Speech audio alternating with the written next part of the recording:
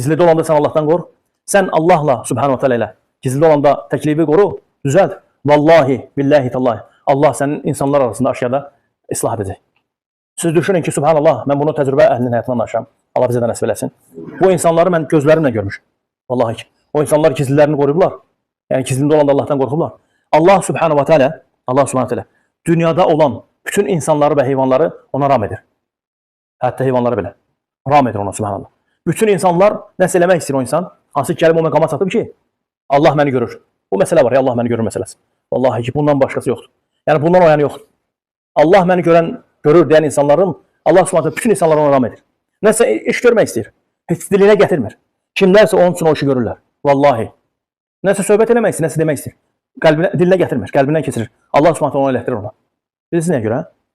O Rəbbini tazim edir, subhanahu wa ta'ala. Rəbbi tazim etmək qəlbin təqvasındandır.